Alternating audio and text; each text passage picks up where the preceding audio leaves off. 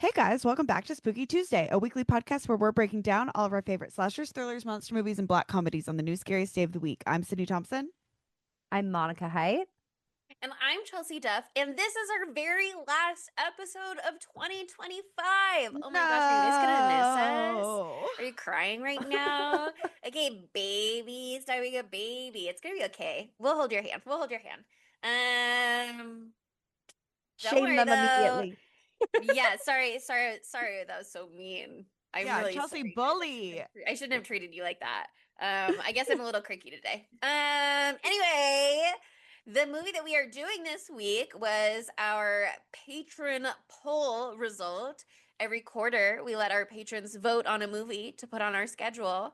And this is that movie for this quarter, for our winter quarter, the last one of 2025, the very last movie of the year. And they decided that this week we are doing The Thing from 2011. Is it a remake? Is it a sequel? Is it a prequel? I guess that was part of the question when this movie was coming out. And we'll dive into that in just a second. But before we do, the IMDb logline. It reads, a group of scientists researching an alien spaceship found in the Antarctic come face to face with the ship's not quite dead occupant. Ba-bum. Okay, back to the question at hand. Remake, sequel, prequel. Did you guys know before you watched the movie what that answer was? I didn't. I've seen this before. Oh, So, yeah, I didn't tell you guys. oh my I've seen God, this she's before. keeping secrets. I'm so sneaky. So, I knew what it was, but I didn't fucking say it. I didn't want to say anything at all to you just in case I was being weird and being like, "Oh, you'll see," or whatever. The only thing I said was like, make sure you watch the credits. Yeah. Well, it's Yeah. pretty obvious that the movie is still continuing, but it would really suck if you turned it off as soon as the screen showed the first name, because you'd miss some good, juicy details. But yeah, I don't think though when I first watched it that I knew that it was a prequel. Because I remember being like, "Oh, okay, that's the point." After way after the fact, after watching the whole movie, and I think Yeah. a lot of people had that experience. I didn't know that it was a prequel at the time that it won our patron poll, but I did know that it was a prequel by the time I pressed play on the movie. Um, and as I was thinking about it, I feel like in my heart, we must have talked about that when we covered The Thing. But it wasn't Yeah. like actively stored in my memory banks. But I went back and I watched the trailer for this movie to see what it was, and that was like the last thing I did before recording this episode. So like I watched a bunch of like behind the scenes featurettes and stuff like that too. And they're very open in those talking about the fact that this was a prequel, but maybe those were all going to be like DVD extras or whatever, I don't know. Something that you watch after you've seen the movie. The trailer does not front load that. So Sydney, you said you didn't know until you were watching the movie. Was there a point in the movie that you like clued in and realized? Uh, when they were talking about like Antarctica, and then it was like right back at the time, I was like, okay, like, is this uh a remake of something? And then I was like, is this happening at the exact same time? And then at the end, I was like, oh, Yeah, see, my thought was Oh. that if you didn't know, maybe the first time that you see the dog, you'd be like, that's interesting. But also, if you're like, is this a remake? Is this not a remake? Maybe you're like, it's an Easter egg. So, I feel like it all is that's not what I'm trying to say. It's all based on how long ago you saw The Thing 1982. yeah. That's how soon you realize that this is a prequel, unless you look it up on Google, which is what I did earlier today, and it says prequel in the Yeah. description on there. One of the I watched it descriptions I on read somewhere Amazon, said and it's it's like a prequel. on there. That's what it was. That's what it was. It was on Amazon, and it said it's a prequel. But I don't remember knowing that. I just remember going into it knowing that everybody fucking hated this remake, and so I was giving it like very little. It wasn't my full attention, so this was Sure, definitely sure, my sure. first like real intense watching of it. And I also got the opportunity to watch the OG today as well, which I'm was really so cool. jealous of. Oh, it was cool to do.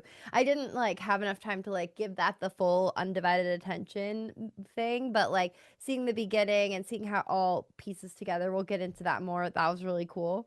But I think that like for example, the YouTube video that we just both watched the trailer for this movie, it was like trailer 1, and of course I closed it, so I love myself for that. And thank you, Monica, for making your life so difficult. Anyway, You have the it IMDb page doesn't. open? That's what I watched actually. Oh, okay. I went onto YouTube. I looked it up, and it was posted 14 years ago. So like YouTube existed in 2011. Did you know? Amazing. Isn't that incredible? And in there it says like a description. The 1 second description says nothing about a prequel, and then there's like a little bit larger description right below it, like below the drop. Like if you click show more. And that one says at the very end, this is a prelude to John Carpenter's 1982 classic, The Thing. And even that it says it, but it's like the last sentence and it's tacked on. So I feel like they wanted you to miss it. So it could be like a surprise prequel kind of thing, which I can't even reference the best surprise prequel of all time without spoiling it. So I'm thinking about it though. I'm thinking about it really loud. And you know what I'm talking about. Do I Because know what you're talking yeah, well, you know. I'll text you guys, but I'm talking Yeah, to the text me. listener. You guys know we've covered it, and it's the best surprise prequel of all time. And it's they really buried the lead because that's the whole point. It's supposed to be like a M. Night Shyamalan, like gotcha kind of thing. yeah. Yeah, Which you I see- loved. which Yeah, I that one's enjoyed. great. Exactly. That one's great. Okay, you're Which right. I told you guys the whole time before we did that. Oh, you're gonna love it. Blah blah blah blah blah. And you guys were like, stop saying that. And it I fucking couldn't help rocked, and it myself. rocked. I couldn't help myself because I was so hyped about it. I think that when did that movie come out? When did that?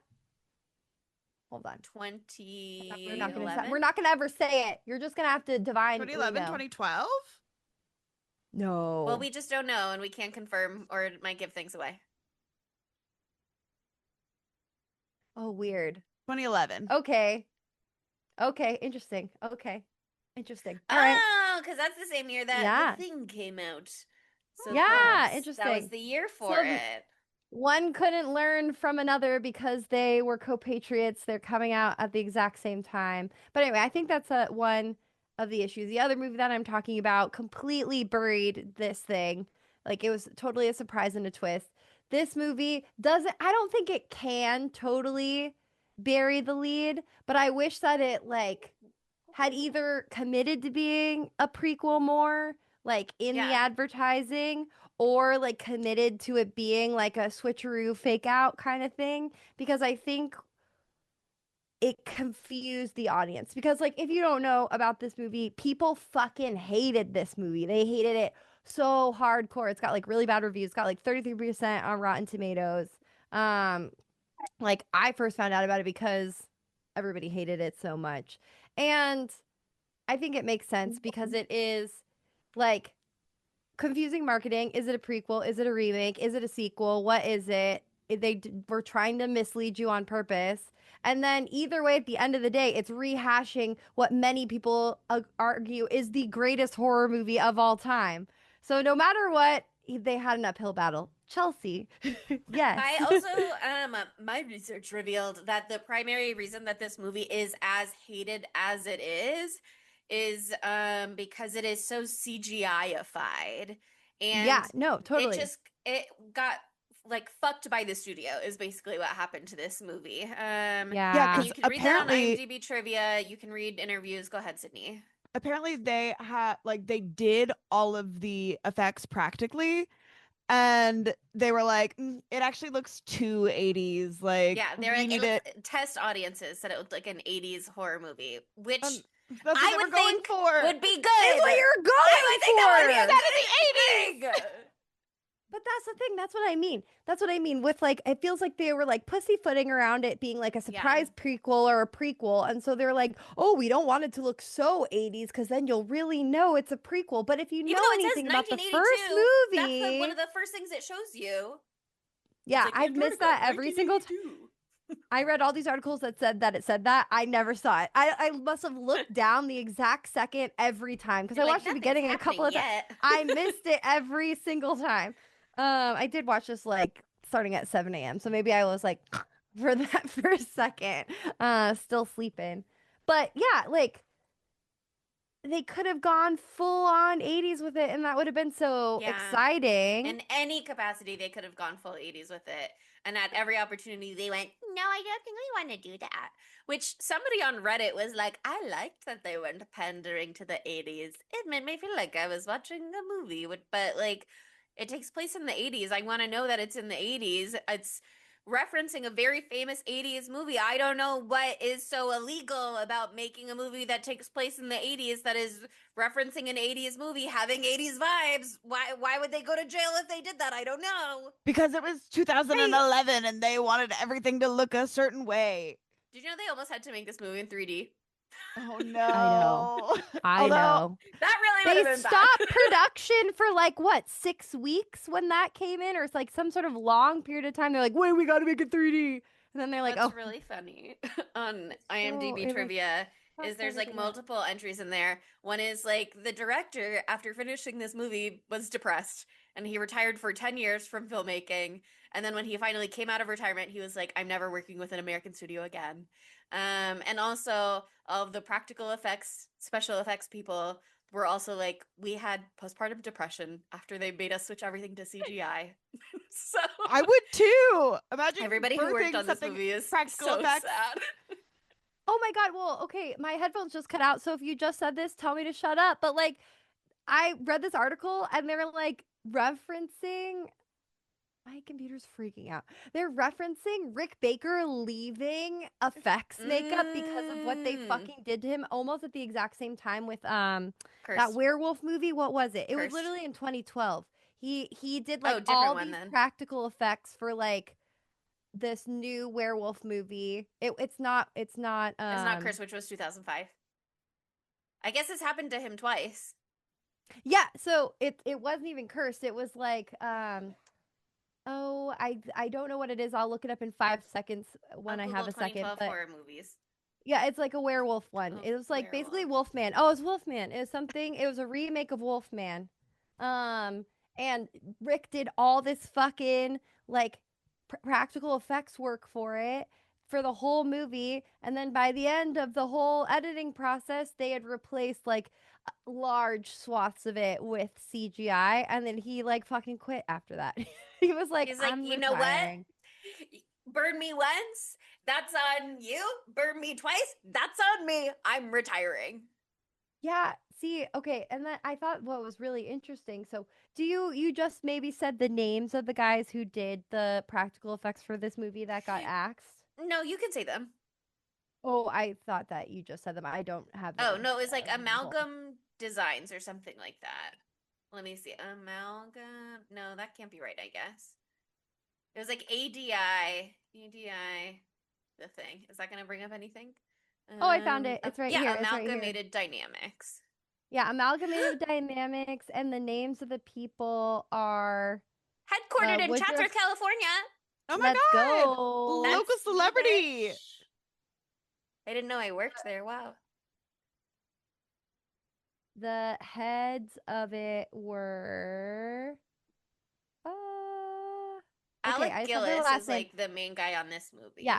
Woodruff and Gillis are the two people who worked on this like a great amount. It was like their brainchild. And then because of all this shit that went down, and none of their shit got used, or like some of it did, but not nearly enough because it looked cool. I saw pictures. It looked really fucking cool. Yeah, I'll Um, include some YouTube videos in our references where you can like look at behind the scenes making of stuff and you can see the puppets that they were working with, which they wanted to like oh, I want to see supplement with that. CGI for part of it, but they were very cool puppets and I think the look of sorry, animatronics, technically, the look of those would have brought in those 80s the thing 1982 vibes more, but for whatever reason the studio thought that Yeah. it would be such a bad thing that you might be thinking of the original movie while watching this movie, which I guess is Oh also why they no. were so secretive about the prequel vibes.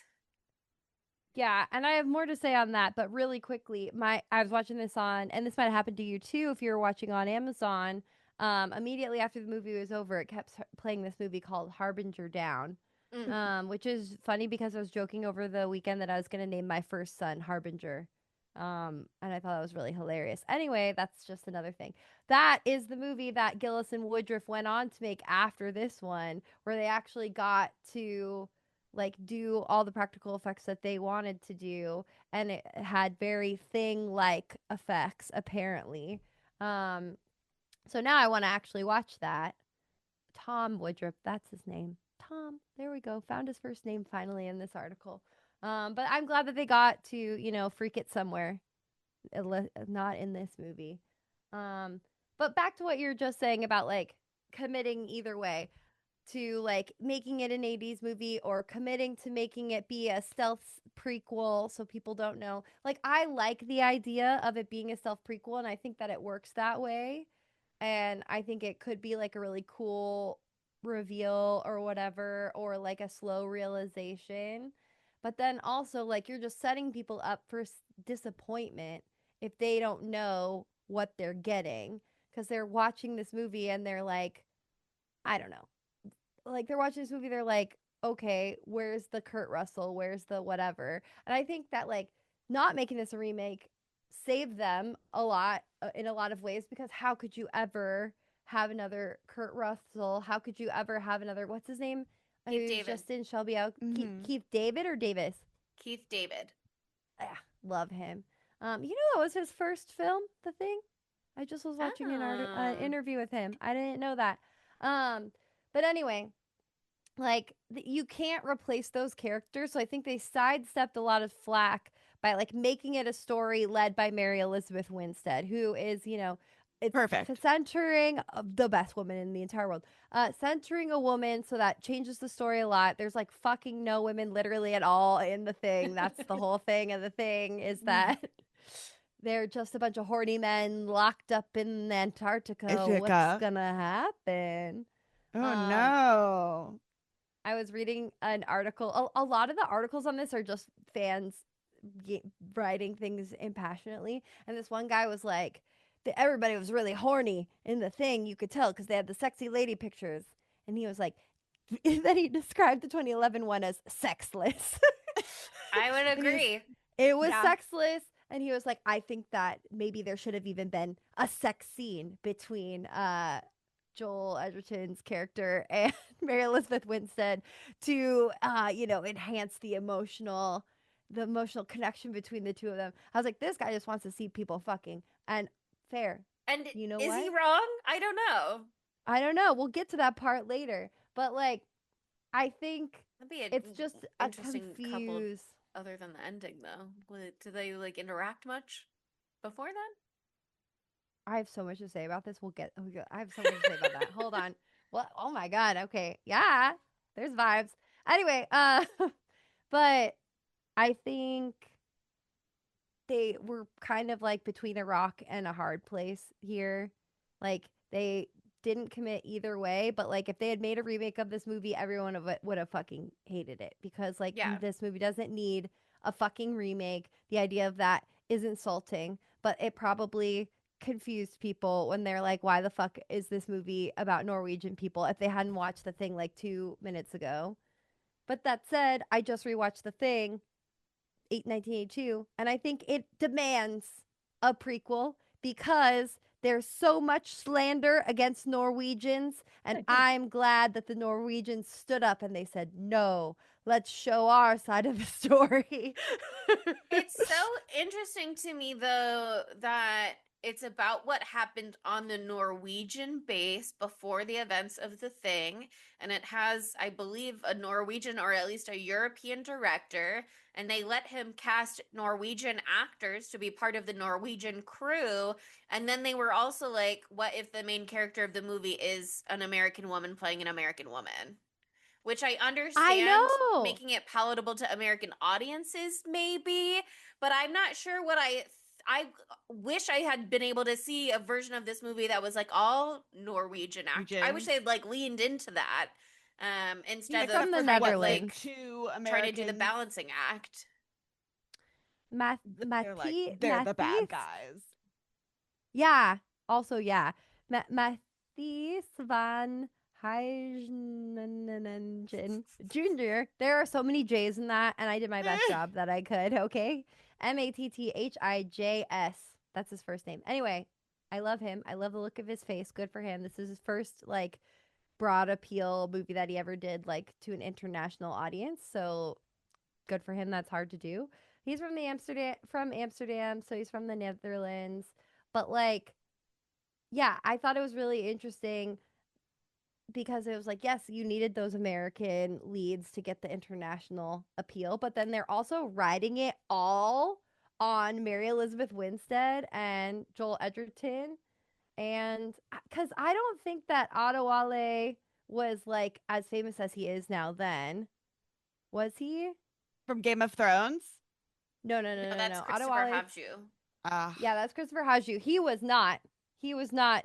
No one knew him then. He So was that was big like, in Norway, I think, but not yeah, internationally. not. He didn't have the international appeal They had a lot of, necessarily. I think they had the Norwegian actors in this were like the big Norwegian actors, like in the behind the scenes making of YouTube video that I watched. They call, what's his name? Trond Espen Seim, who plays Edvard Volner.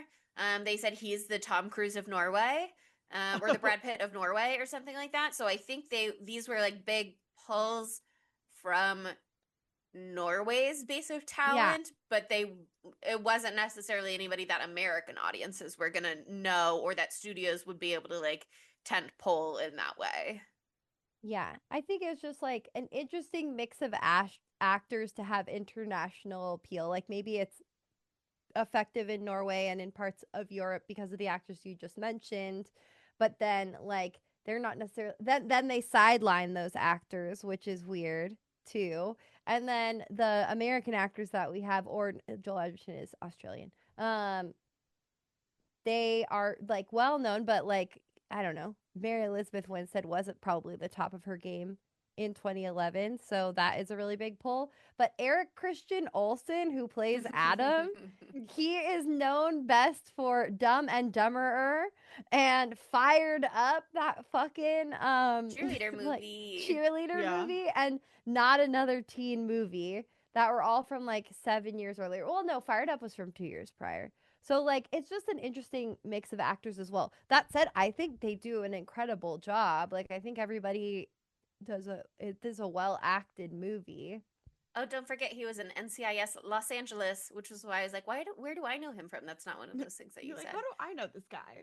Yeah, and it's not. I Oh. don't. To be clear, I don't watch NCIS Los Angeles. That is not my procedural. But my dad watches all of the NCISs. So Oh, okay. Well, I love you've the original got it by NCIS. osmosis. Yeah, I think sure. it's hard. This movie had a lot working against it on all ends. Like just existing was going to be hard for this baby, you know? And then the producers were cunts as they always are. Yeah. And the s- and the CGI, okay. I think also I don't agree with them using CGI only. They didn't use only CGI, but I don't agree with them making that pivot because obviously we love practical effects. But then I do think that they would have been even more compared to the original if they had used those effects. Like literally the guy who did the effects in the 1982 version had a fucking like mental breakdown because he worked so hard to make those practical effects look so weird. Like he literally had to like go lay down for a while afterwards. Like he like got exhaustion. Like he was like Needed that hospitalized, I IV think. drip. Yeah, he like really like overdid it and he killed the game, but like they At still what would have been this cost? comparison game. And so like I understand the choice to make it CGI to make it different, and I get it. I get it that it looks fucking awful, but I decided I like it. Yeah. There's things to like, and it is effective in a lot of ways too. I was gagging. Yes. That's not the only studio interference though. They just like that one of the things on IMDb trivia said the director somehow got stuck working with like 6 different studio execs. And Oh so my they're God. all like having different opinions and it's like how do you please everybody, especially You can studio tell that. execs who are all like my market research says blah blah blah or whatever, you know what I mean? Um and so there's like so much about this movie that ended up different from what they had planned. And I think that is one of the fatal flaws is that the plans seem really, really interesting. Like the whole end of this movie was supposed to be different. Oh, I can't wait to hear Um, about that. and it just, I don't know. I think it is one of those things where it's like, if you're so familiar with the thing, or at least medium familiar with the thing, I think if you watch this movie not knowing anything going in, and then you get to the end with the credit sequence with the helicopter and the dog, and you put it together, that could be like a blow your mind right before you walk out of the theater thing, which could be amazing. But I also think the way that they made this movie, they really took the footage from 1982's movie of when they go to the Norwegian base and like really studied it and then like used that as their blueprint to work backwards. They said it was Yeah. like doing like a crime scene post-mortem kind of thing to They be like like, use Kurt Russell's height to like know how tall to make the buildings and stuff. It's so mm-hmm. funny. But it's like, okay, in the original, you see like the axe in the wall, and you see like the guy who slit his wrist and his throat, and you Mm-hmm. see like XYZ. And so it's like you see the burnt husk weird combined thing, and you're like, okay, how did we get to that point? How can we make a movie that is surprising and engaging and is telling the thing, and also like follow this blueprint, which I think is such a cool concept and is a little bit you lose the appreciation for that if you don't know that that is what they're doing. Not to say that you Totally. can't still enjoy it regardless, but it is so intentional that I think to not know that Yeah. and I don't know that I really had any appreciation for that watching the movie, even knowing that it was a prequel, until maybe the guy with his throat slit, and they filmed that scene too of that happening, by the way, and that scene got cut from the movie for pacing Oh, Kev. issues. Yeah, they filmed Oh, like come him, that character like on. making that call. Apparently he's right on the other side of the door with the axe in it or whatever. So Yeah. there's And just like I so read much of this something movie that that like, got lost to interference. yeah, it's just too bad because like that's one of the big mysterious things. You're like, that's one of the most shocking images in the thing that's not a fucking head becoming a guy and everything becoming a mouth. If you've listened to our episode on the OG thing, that's the name of the episode. Um, but like that's one of the most haunting images. Like everybody else is dead because they blew up or whatever. Or they're like lit on fire. This guy like killed himself, and you're like, what the fuck could have happened here? And the frozen blood from his wrist and all this shit. And they didn't put that in there. That's so frustrating. Ugh. I also think that like this didn't make me care about everyone as much as I ended up caring about them in The Thing 1982. Like, I don't know. The script wasn't bad. I don't think it was bad, but like again, they really sidelined all the other like Norwegian characters, and so we get a little bit of stuff from them singing the songs and shit like that. I loved that. And I was like, they seem like cool guys, but like you don't really get like individual moments with Mm-hmm. anyone who's not like really an American character. And so you're not like caring for these people. Like I cared for the guy in the 82 one who loved the dog so much, you Mhm. know? Yeah. He's just some random guy. I didn't really feel like I had that same connection to the Lars. ensemble at large. Mm-hmm. That It's not was Lars with the It's dog. Lars and Lars's dog in this movie. Oh, in this movie. Sorry, I was talking about 82. that was one of the other things that they filmed and then got cut for pacing is they had so much in there to like, especially with the Make Norwegian you like characters, to them? like distinguish them from each other, give them some degree of individuality. It was like not Carl, blah blah blah was clumsy and blah you blah blah blah whatever. And Ooh. there It were looks like you're just speaking going to Simlish. be clumsy. Let me see. Yeah. Oh yeah, it was Carl. It said here's just one of the things that popped up. According to screenwriter Eric Heiserer, he and director Matthias von Heiniger Jr. That's my best attempt. Originally attempted for a quote slow boil of a movie like the original with ample character work, but following negative comments and test screenings, our enemy, the studio enforced several reshoots to change the plot, especially the ending, and tighten the pace. A lot of character Boo. introductions were removed or reshot, including Kate's original first scene, which is apparently on the DVD extras, and her meeting the other Americans in order to get the action within 20 minutes. Many character building scenes of the Norwegian crew that would have shown their sense of individualism were also lost as a result. Lars had a few scenes where he was just a klutz who constantly dropped things, setting him up as an easy target. Oh, sorry, I said it was Carl and it was Lars. Setting him up as an easy target for the thing, only to have him, spoiler, sorry, become the last survivor at the end. His clumsiness would also explain how he drops the grenade in the opening of the original film, which Yeah. subsequently destroys the helicopter. Another thing that I remember reading, but my eyes don't see it at this time, is that originally in the script, the Norwegians, and I don't know why this would be the case, but this was the case originally, they forget to like pick up Kate and what's NCIS's guy's character and the other person at Carter and McMurdo or and wherever Adam. that is. And so they're like bumming a ride with these Americans at first. Like those Americans were not supposed to be there, which also explains like why there are so many American characters randomly on this Norwegian base. It's because they were like flying them there as a favor, essentially, as opposed to like being part of the crew.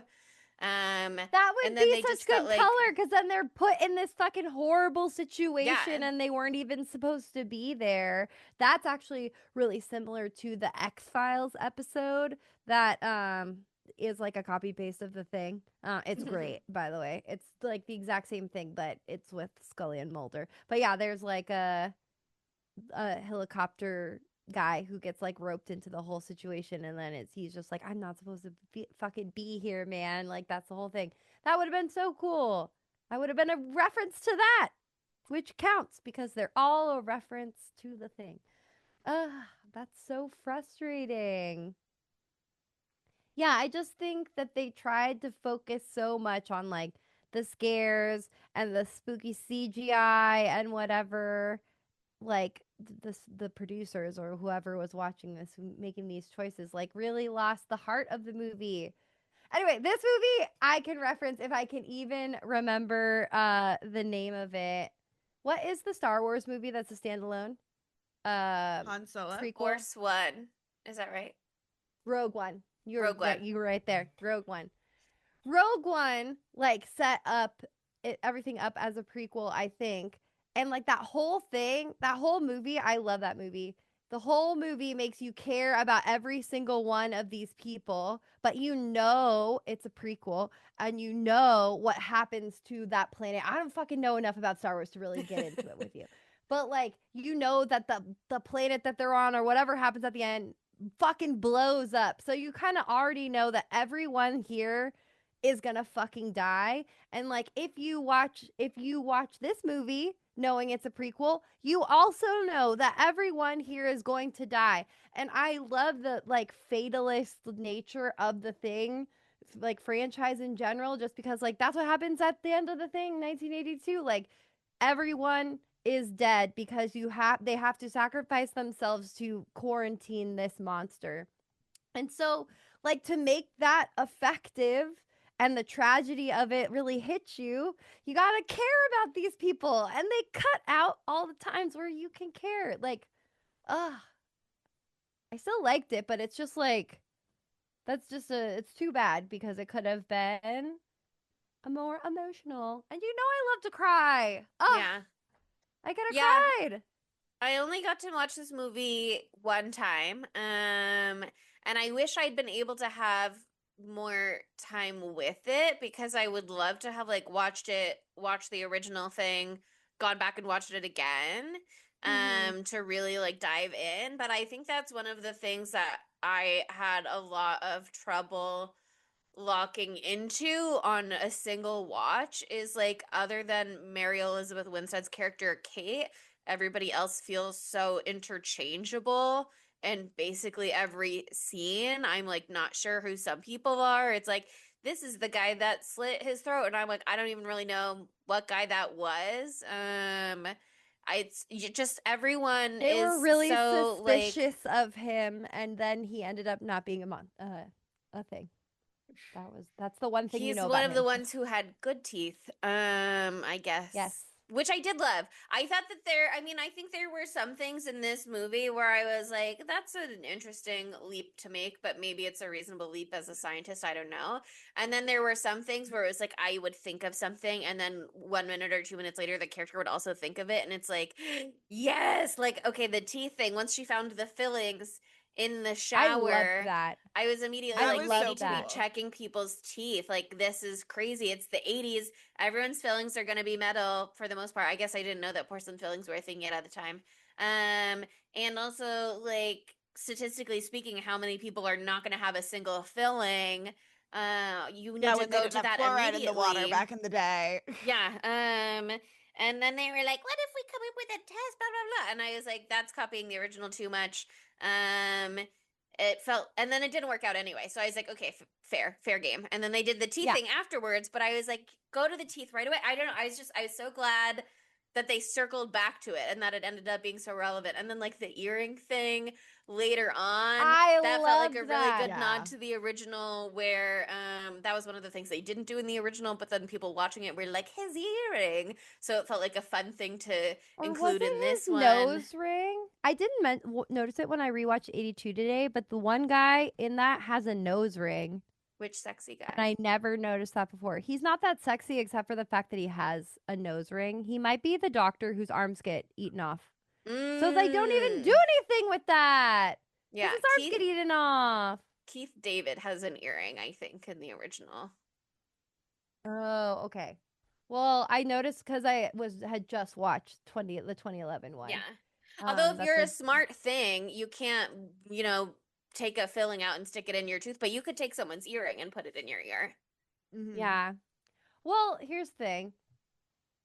I read somewhere that in one of the million articles that are tagged below, that this movie, if you're at any point thinking that the creature or the thing is stupider in this one than he is in 82, it's because one, he just woke up from a 100-year sleep.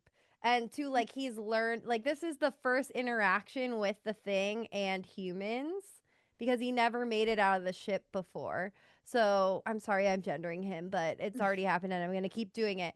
But he doesn't know how to go incognito in the same way that he does in the 82 movie because this is his very first time doing this. So like there are some points where like he didn't need to like reveal himself and he does and it's stupid and it's annoying and it's because he's just not so good at like mimicking these folks quite yet. And so I think with this movie in particular, I never would have thought to do away with to put an earring in or anything like that because the thing don't know about jewelry, not yet at least. But given But the nature of the earring moment, it could with Keith David in the next one. Yeah, the quote that I saw with that was that it didn't know yet that it couldn't just monster out, which I thought was a really fun way to phrase it. And it learns more about how to interact with the humans and fool the humans. And then obviously we see that in the next one. But the monster out quote I liked. Yeah, I like that too. I I love that they like thought they put so much thought and research into making this a faithful like not adaptation, but a faithful prequel so it would make sense. The only glaring issue that I saw Mhm. was the dog's eyes were the wrong fucking color. What the fuck? How dare CGI you? that? How about that? Give it those Anyway, spooky blue eyes. he's got yellow eyes in Oh, the 82 one. I looked it shows what I up. know. I watched it. But yeah, no, you had blue eyes in this, I thought. Because I remember thinking, I don't oh, those know. beautiful blue I just eyes. assumed they must be blue in the original, and that is incorrect. So No, they're not. I'm sorry. another thing I But, didn't check, so maybe you can speak to this.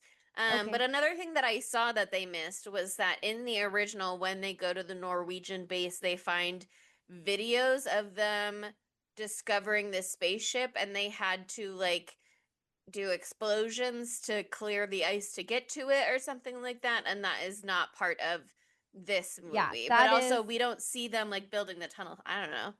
I think that's one like retcon kind of thing that they do is that the ice I do believe is all blown off the top maybe by the end because that's how they find it in 82 is like the whole spaceship is uncovered and there's a big circle in the ice.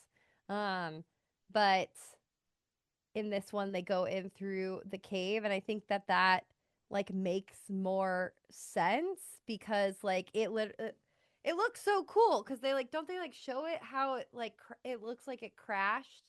It like crashed into the ice and then gets dug in sideways into the ice. So that's why there's like a sideways cavern how you can get into where it is because that's like the crash path. I think that makes more logical sense than what we got in the 82 version, but there's so much else going on with that. They created a whole world. It's fine. I'll let them do whatever they want. It's the original. But yeah, I think that it would have looked like they're trying to be so incognito. It doesn't make sense for them to like make it visible from fucking space, you know, like to like uncover the whole thing if they're trying to keep it under wraps. So I like that like when she blew up the spaceship with a grenade at the end that probably broke the ice or something to make that make sense, but yeah, that is a difference for sure. And I think that would have been cool to like have that as like a background thing of them recording like these videos or whatever that could be found later because I too forgot that that was an aspect of the original film. But I think that also might have like given up the goat with the 80s of it all and it being a camcorder and why aren't they using like a newer camera if this is supposed to be a modern time version of the thing. But again, like I don't know, they're mixing their metaphors. Like they're not committing to what to one way or another to what they wanted this really to be because they're being pulled in so many different directions. So I think again, like them trying not to be so 80s about everything, like shot them in the foot because they could have just had one more point of authentic or connection between the two films. But there are so many points of connection between the two films. Like they did do a good job, and it's too bad that that's overshadowed by all the other muck. Um, Here's a question that I had, and maybe I just missed something. Um, so maybe somebody who paid more attention than me can answer this. But there's a whole plot point in there about them being like, we've disabled all of the vehicles. All the vehicles are disabled. And then it feels like just a few scenes later, they're driving those vehicles. And I'm like, how did they get abled again? Maybe since they disabled them, they knew how to re-able them. So they were like, okay, well, we need them now. So it They're makes like, we no took out all sense. the fan belts, but don't worry, we can pop the We fan can belts put them right back back in. on real quick. Yeah, I don't know. I don't have an answer for that one. I'm not a Well, maybe mechanic, a Chelsea. listener will let us know. Well, okay, I just want to focus on some of the good parts, though. I want to talk about some of the freaky. I know it's CGI and we're mad. I still had a good time. I have a compliment and a qualm all in one. Okay. My compliment is that I loved the girly lady Juliette. Juliet. She's French. She's French, by the way. I love that she takes her top off and becomes the thing. But I think missed opportunity. They didn't do anything with her boobs. Sorry to be a man about There things. should always be but weird missed boob shit opportunity. happening. Yeah. The boobies could have turned into two mouths. Something to think That would've about. been hot. The boob could have jumped off and become a little thing. The boobs start running around. The boobs are running around. These are just a couple of ideas that I've had. I'm just spitballing Monica's thought here. about it. I did. I was watching it. I was watching it for a second time, and I'm like, it's so disturbing looking. Like I thought that was one of the most effective scares because like you just hear the weird sounds in the background, and then like I don't know. I love that they have the maneuverability of the faces in these because of the CGI. Because some of that was super effective. Of like they still look like a human while their body is like completely contorting into something horrific and beyond belief. Her just like hanging back like that was so good. And I also want to compliment them for not showing me what the fuck the alien looks like when it was encased in ice. Like I love that we never got to see what it actually looked like before it melds with humans because what did they originally have what it looked like? Yeah, there's going to be a whole lot more about that, but I'll get into that when we talk about the ending. Okay, The cool. alien like jumping out of the ice was such a unexpected jump scare. Like I love knew that. something was coming, but I didn't expect that. Mm-hmm. I liked that a lot. I got spooked a few times. The jump scares worked on me, and there's just so much ooey gooey, icky. And they drill into it. They drill into it. I love when the one I don't know anyone's name besides Adam. I'm sorry. When Adam's death happens and his face smashes together with the other guy's face and it like Ugh. glues together. I was like, "What? They can do that?" I forgot. There's that one scene in the 82 one where one of the guys like puts his hand onto the Mhm. face of another guy and his fingers just go into the guy's face. Like they can just meld right into our flesh. We stand no chance. It's not good. It's not looking good for humans if this thing gets out. Yeah. Another one of the scares that I really liked is when they are all off in pairs looking around the base trying to find it. And they're being like, okay, nobody like actually approach it because we just don't know what its steez is yet. So just like give it space and call over for everybody else if you see anything. And they're like, is it under here? We're not sure. And then all of a sudden it like bursts through his chest and splatters the guy behind him with blood on his Yes. face. That was a good scare. Such a good scare. I think it's fucked up that it like can stab you and like rip out your heart and shit. Like I feel like it didn't do that as much in the 82 one, but I mean, I could have missed something today. I think that was rude of it for stabbing Adewale's life. What's his character's name? No one knows. No one knows actually. It's Jameson. For stabbing Jameson in the lungs or whatever, like let him live his life. That's not fair, but he's gone. Oh, I also Olaf is think the one it goes through, I think, right? And then they're like, it killed Yeah. Olaf. he had two sons. Olaf looked Two young sick, children. nasty good in the nasty tummy womb though of the first That was thing. really cool, actually. And then they I immediately loved just that. like flamethrower it. They're like, Well, he's gone. you know- He's gone. We must flamethrower. Should we get flamethrowers? Yes. I feel like we No, I'll three be specific responsible with it. people. No, I think we should all I have don't our want own. one. I think Sydney will be irresponsible with it, but I don't think she'll do that much damage, so it'll be okay. I don't trust Chelsea having it even here either because we live in a fire-ridden state and no one should have a flamethrower in California. Good She thing I doesn't want don't me to live in have any fun. California, so She I'll doesn't want me have to have any one. fun. Sydney, I can't control you no matter what. Not that I can control Chelsea, but I can guilt her with the fiery flames of January 2025. Bring that to I'm going mind. out on the Traumatize ocean, us. and I'm using flamethrower.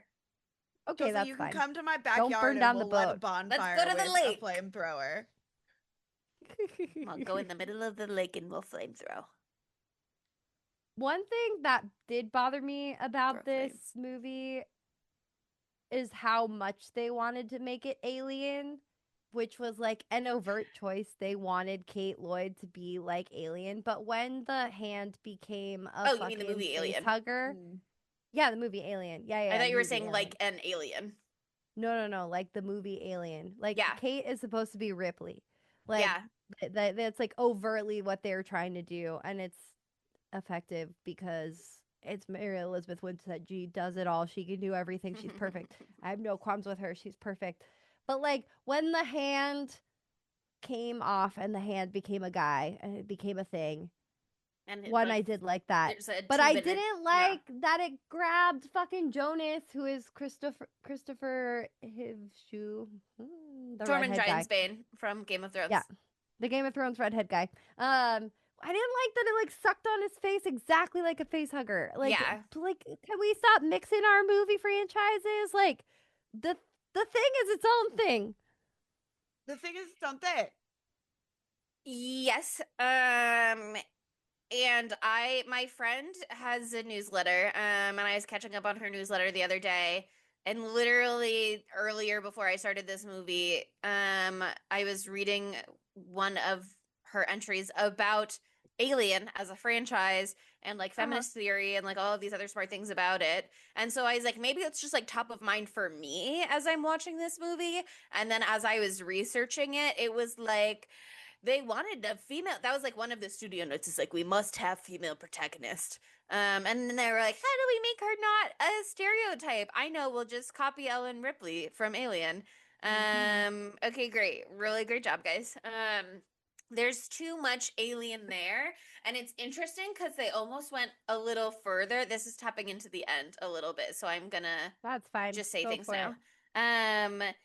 But originally the ending was going to be super different when she goes into the spaceship, because the spaceship in this movie was going to be like the Norwegian base in the original movie, where it's like the alien, the form that the thing takes that they find in the ice is the thing imitating another alien species that had like gone. It's kind of like Predator, where in the original plan for Predator, it was like the Predator was almost like a scientist creature that's going around taking samples of other alien species. That was what was going to be here. It was like an alien species that went to other planets, and one of the things that they had acquired in their scientific travels was the thing, and then it took over, and then it needed to not just to take over, embody their form, but also because the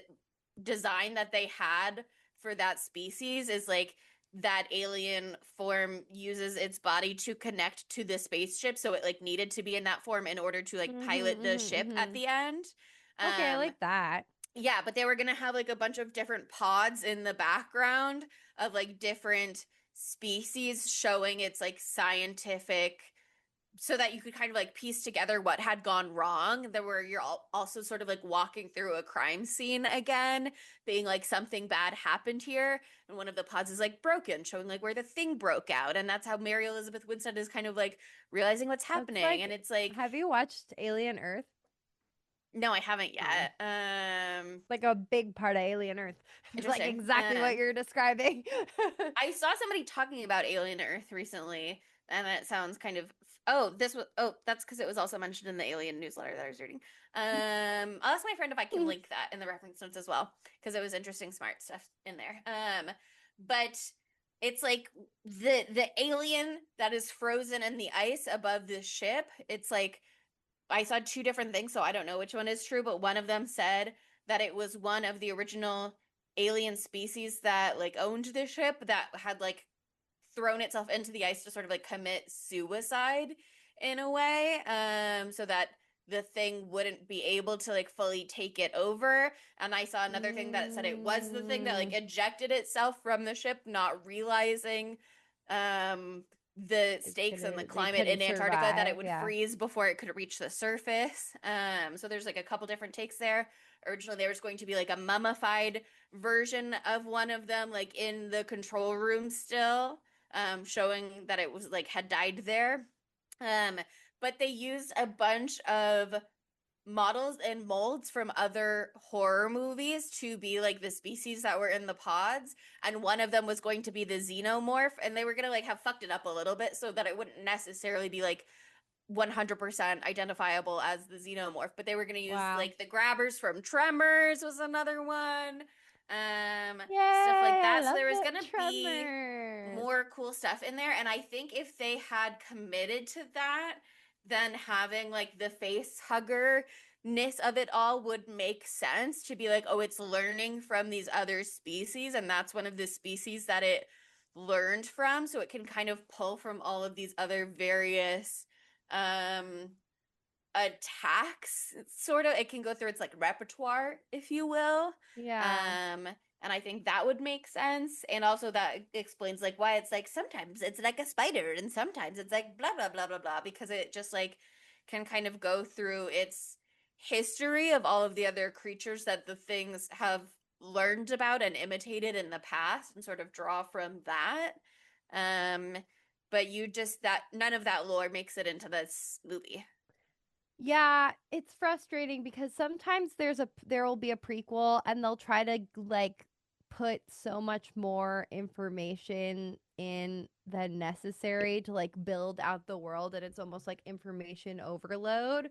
So it's like you got to find balance there, but I feel like this one sort of lacked new information entering the thing world, the And world also of the some of it is thing. just lame. Like, I think discovering all of those alien corpses would be cool and interesting, and instead you have this like light column, and that's it.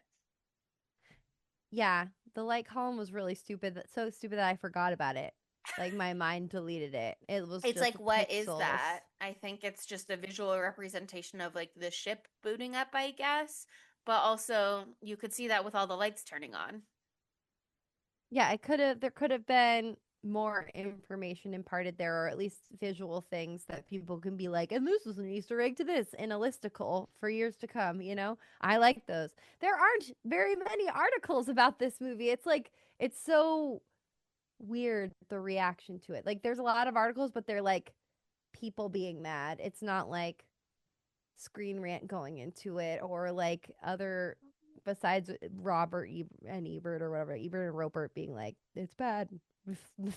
There's not a lot of that discourse because there's just not that much to dive into because they didn't like dive that deep, and it seems like they did actually, but it just all got taken away. So that's so frustrating.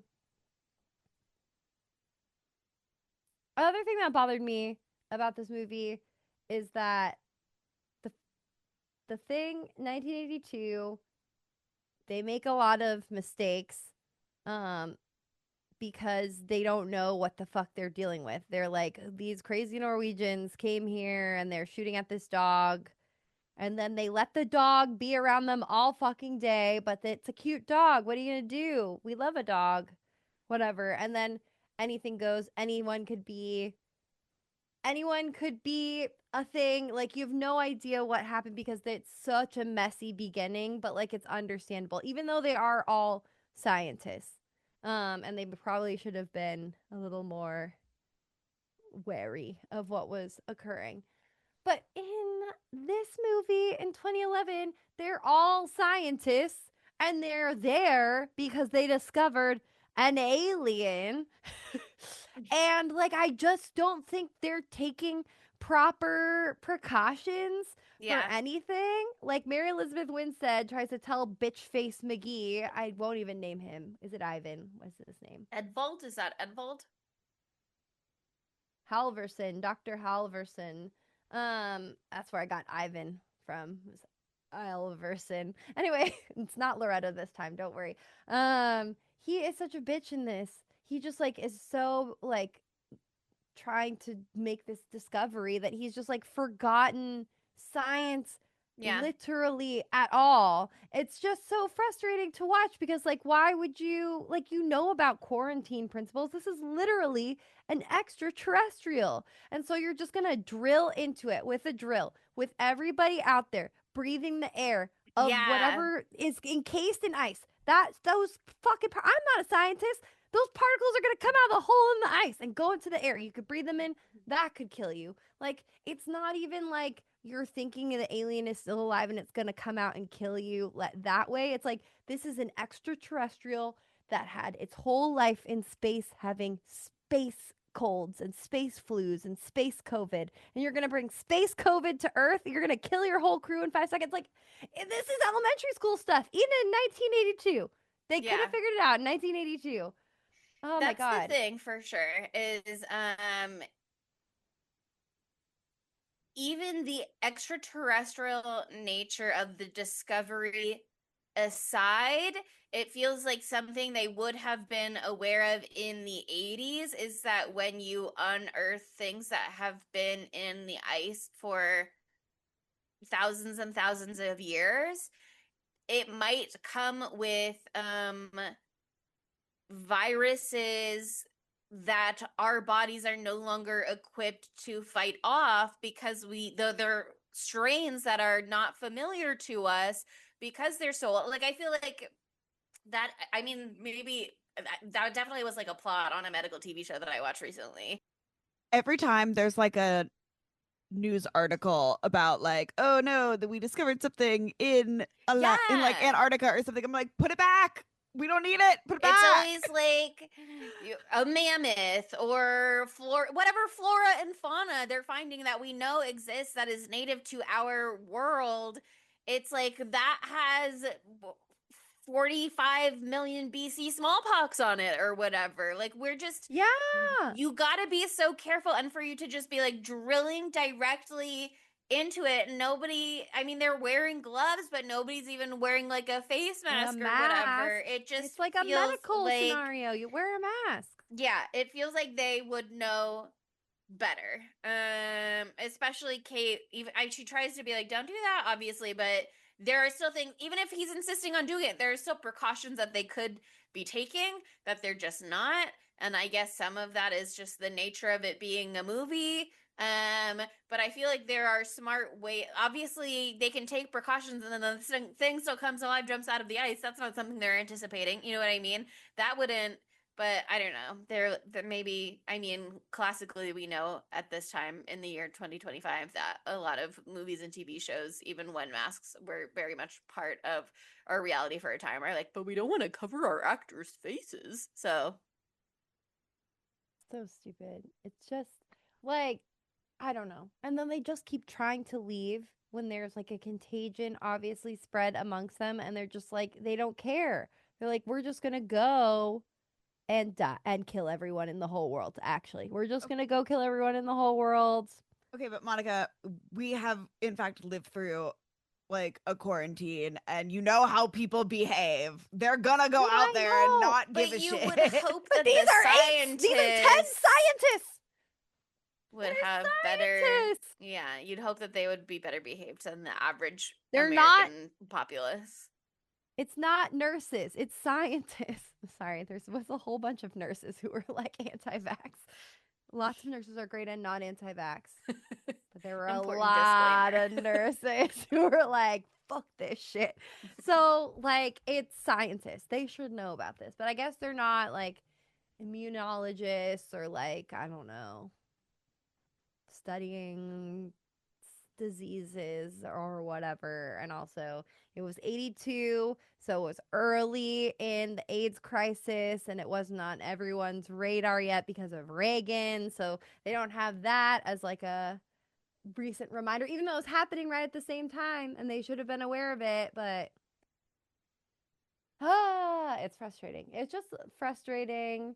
And the thing is that I think really pisses me off. And again, I still liked this movie and pisses other people off. It's like if this is a preschool and it's not a requel, remake, whatever the fuck word you want to use, if this is something new, it is so similar to 82, even though it is a prequel and it's a different story. And yes, maybe that's an intentional thing that it's like, oh, it's the same thing happening like over and over again. It's an inevitability. Like this monster is so strong. Like, what are they to do? But it's like I'm watching the same movie twice. Like they just tweak it a little bit. And I do like some of the tweaks. Again, I can't say enough how much I loved the teeth thing. I thought that was amazing. I love talking about teeth. And I also was angry because I have perfect teeth and I just I don't have perfect teeth. All my teeth are going I was the gonna wrong say you've direction. never had a I have cavity. I've never had a cavity. Wow. Whoa! There's nothing in there. You see Oh that? my god! I'm the thing. No, I'm not. Actually, I'm a nice girl and I'm not the thing, but I could have been shot in the head or flame thrown just because I happen to have good mouth vibes. There's like it's like a genetic thing. Like sometimes you Some just people are have Your more like saliva and it's your predisposed to saliva. cavities. Exactly, and it's super not fucking fair. Like you can do everything right and then your mouth just makes cavities cuz that's just how your spit is. Mine is the opposite direction, but don't worry, my jaws are misaligned, so I have my own issues and I get tension headaches from my chipped molar. So don't worry, there's still stuff going on for me, but in this scenario I would have been fucked. But I loved that and I thought it was brilliant. I loved them bringing up like the spit out metal from the guy with the broken arm or whatever, the first guy who was Mhm. being digested. I thought that was a Olaf. brilliant way to bring it up. He broke Olaf, I his thought that was arm last so. year. Yeah, I also have you would have been able to tell with me though because of my collarbone. Oh, there you go. Mm. You would have been able to tell because you can Brunhilde. feel under my you can feel underneath my skin and see if my big piece of fucking metal is still there. But if you're the thing, I'm not getting that close to you. Tire you up by the mouth. No, anything could become a mouth. Anything That's can the become a thing. mouth. That's the thing about the thing. Do you remember that bit from the Uh-huh. thing episode? I know. I've been thinking about it every time I'm like the thing, blah blah blah, and then I'm like, well, we're not doing that this time. But No. now we're reminding It you was that we did it really last funny time, last but we're time. not You doing it should this listen. time. You should listen to that episode. It's one of my favorites that we've ever done. It was very silly and smart at the same time. But yeah, this movie it's too bad that it was being pulled in so many different directions. And I'll say it, I a little bit agree with that guy who wanted everyone to have sex in this movie. I do wish that like because I don't know, Chelsea, you were saying you didn't see a vibe between Carter, which is Joel Edgerton character, and Kate, Mary Elizabeth Winstead. But they're like flirting from the very first second. And it felt like they're gonna do more of that because she obviously had a thing with Adam. That was clear to me that they had some sort of history because she had like a weird vibe when they were together alone at the very beginning of the movie. But then like Carter is like flirting with her from the very first second, like being like, "Oh, like I have to ask you one question," and it was like about the Cavs and if they Oh were yeah. doing well. And then later on, they're drinking shots together when everybody's singing songs right before shit hits the fan. And she's not with Adam, she's with Carter, and they're taking shots together. And she like takes a shot and she winces and she's like, "Don't you have anything better than this for me to drink?" Oh my God, the vibes are right there. Better than this cough syrup. Okay, yes, I do remember those moments and that they were to some degree fraught with tension. I think again, for me, that fell into the fact that nobody was memorably a character at so many points other than Mary Elizabeth Winstead as Kate. It's like I didn't remember that both of those women were Carter. I Yeah, feel like I felt he like was no connection to like any of the ensemble cast. I felt a connection to those three because they flirted once. I said flirted weird. They flirted one time. And They that was farted? like, they farted one time. I love that. They farted, and so I was love like, the "Ha, farting. that's the guy that farted." It's crazy that all the Americans were so gassy in this. That was so funny. But yeah, no, I love that they farted and I love that they flirted. And I thought that that was like the only memorable thing that happened with them. But I did remember their characters a little bit because they had that one personality moment ever. Like, that's literally Carter's only personality moment when he's like tell me about basketball. And then like Jameson has one personality moment too where he's like, you call the Cavaliers a basketball team? That is his personality moment. He got to say one word. Like he had one turn of phrase. And he also gorgeously caresses the alien encased in ice. So that was exciting too. But like that doesn't tell me a lot about him as a person. It just tells me that he's innately and intimately attuned to the whispers of the alien. Interesting, of the thing. Because how did he like know that that was coming? He like sensed something and went to the room. But yeah, it just, if they had made those connections stronger across the board, but we've already covered that. But like if they had made Kate and Carter's connection a little bit stronger, then it could have felt as emotional as, you know, Kurt Russell and Keith David at the end of the last one. Mm-hmm. Like that was such an emotional moment, them being the last two left. And like any two characters being the last two left and seeing what they've seen and going through all of that, just for Kate to have to realize that like her one last person standing to help her is a thing as well, and having to kill them. If they had made them have even a little bit more of an emotional connection, then that would have been all the more gutting. Not that I need everything to be a love story between a man and a woman. I don't. But I do think that that could have made that moment even more powerful than it was if they had like had more of like a budding thing going on. And so it's disappointing. And also I think it would have made more sense why she like stopped liking Adam like right away at the beginning, because she like that vibe was over immediately. Maybe we would have seen Carter and Kate hit it off more if we had gotten that scene you were describing earlier where they were just some American guys with a helicopter and they were helping her and the rest of the team get to where they were going. Maybe there could have been something there. But, you know, I'm not a writer and that's Chelsea's job. Can I ask, did you recognize Joel Edgerton from The Gift, which I know you've talked about? He's in that movie with Jason Bateman, which I think is about a stalker. I just recognize him in general. I don't know if I've seen The Gift. I've never heard of that actually. Okay, I thought you'd seen that, and I thought you talked about that for some reason. No, I But don't I think think that was so. part of my thing with this movie. The actors that I recognized, I could like, and also obviously one is Mary Elizabeth Winstead and the other is Tormund Giantsbane from Game of Thrones, who looks so visually distinct from everybody else. Yeah. Not that some of them, Jameson, obviously, you're not going to confuse for one of the white Norwegian guys. Mhm. But for the most part, it was like the actors that I was already familiar with and also have like very distinct looks. It was like I know who those are, and everybody else I was like Dr. Halverson versus Edvard. I like if I stopped and thought about it, I was like Dr. Sander is the one who's in charge, and then I don't really know what Edvard Volner was, but I would confuse them in scenes. And just be like, one of them is this guy, and one of them is this guy. It was really hard for me. The only other than Juliet, and then she was gone so quickly. But generally speaking, I was like that was part of my issue.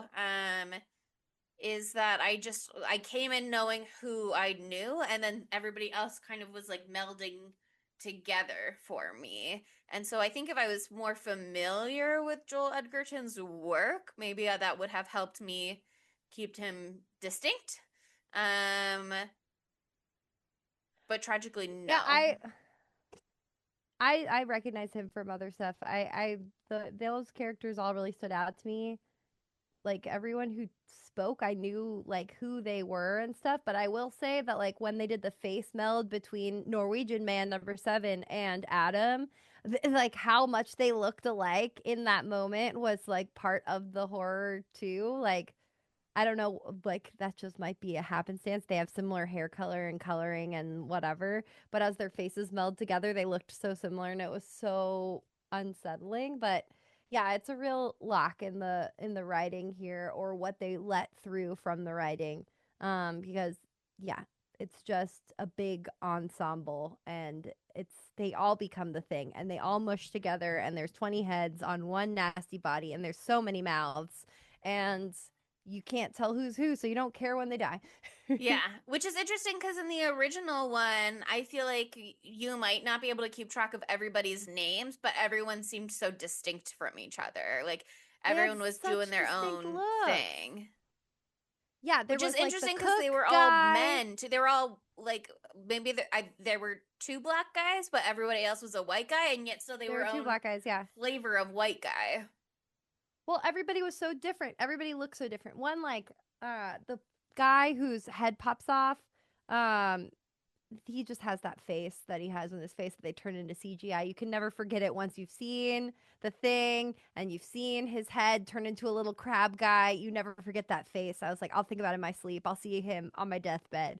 But like the other guys, there's like a doctor and he's like balding and he's got crazy hair and he has like a distinctive personality. And also, I think a lot of what could have helped is having them in distinctive costuming that might have set them apart a little bit more.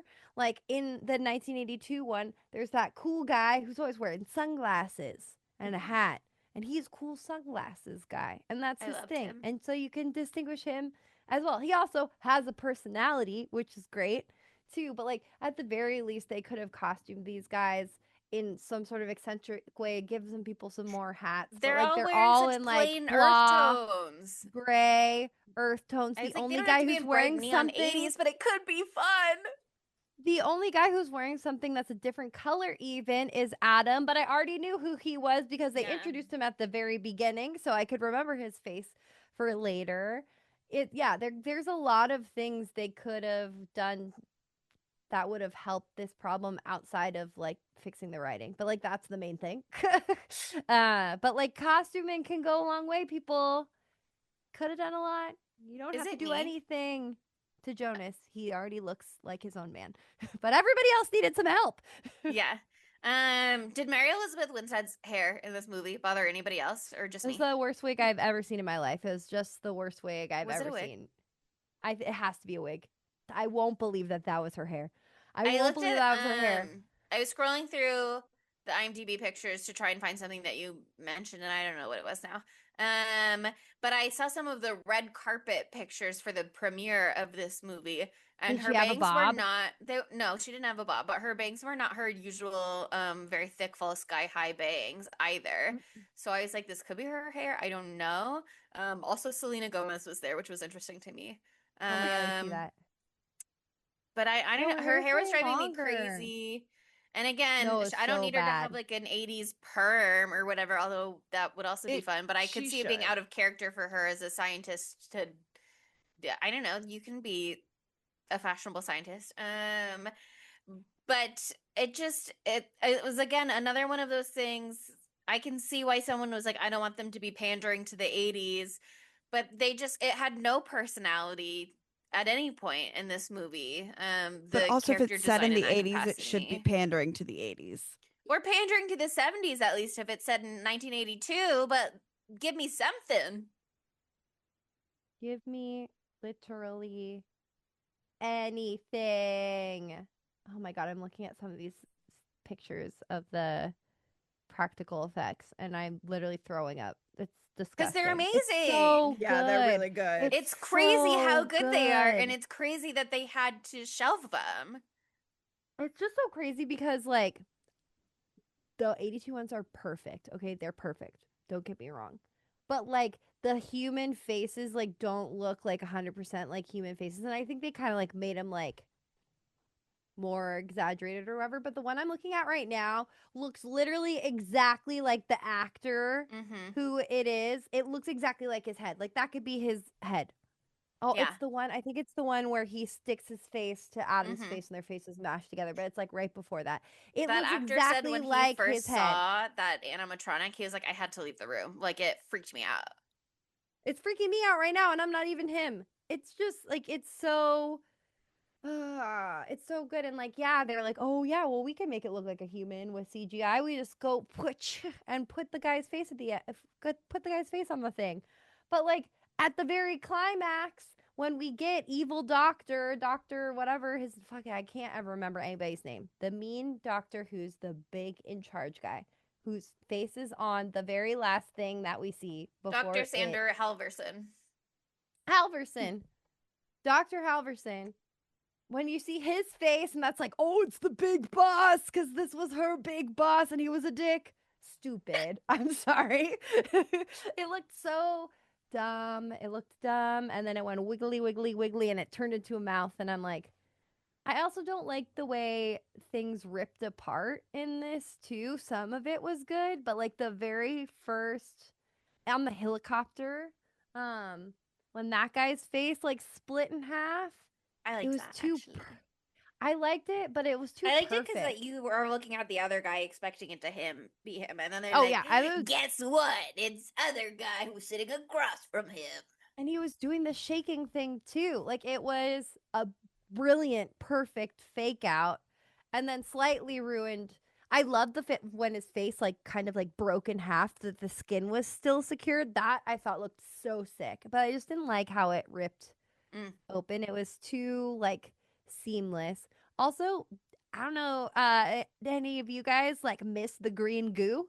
There is like an insane amount of green goo in the 82 one. There's green goo coming out of every orifice. Not a drop, not a drop in this one, which is fair. I don't think it would It make doesn't sense with learn the how to CGI. goo until after it's done the Norwegian base. All you the go. green goo is actually in the pixelated Tetris thing on the ship. So stupid. There's I a guess lava I feel like, lamp. I mean, I feel like we're at the ending. We've already been discussing it, but let's really say what we feel. How do you feel? Say your thoughts. What do you think? Go away. It is She just thinks kind go of. away. I really liked the very end with Carter, but all of this stuff on the ship, and I didn't remember any of the ship stuff from the original one, so maybe that's just on me. But all of this stuff on the ship, I was like, I just don't understand like what we're doing here meaningfully. It felt like a weird side quest to make the focal point of the ending of the movie. And to learn what their original plan for it is like way more interesting to me. But to have her go on and it's like column of light, and then the guy like bursts out instead of having any sort of like larger it's they're and not seeing the scene where he like goes up against, it's called the pilot, is what that character was called originally, the like alien who pilots the ship, as you might imagine. I think, it felt very like sort of piecemealed together. But I liked the very final ending. And it was interesting because on IMDb trivia, it was like, you can tell by Carter's inhuman scream that he is the thing. But then I saw in an article that the original script, it didn't have the inhuman scream, so it's supposed to be a little more ambiguous, and I just didn't notice the inhuman scream. So I thought it was like, is he not? We don't know for sure. You just have to like live with your choices sometimes. And she came to the conclusion she did and did what she thought she had to do to save the human race, and maybe he was or he wasn't the thing.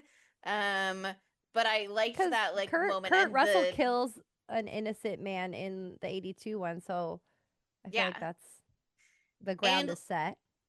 The way that the 82 one ends is with like this stalemate of like, are you the thing? You think that I may be the thing, and neither of us are like ready to act but waiting to act. And how long do we sit here waiting, and what happens? And so I liked that this movie was like, let's do it a little different.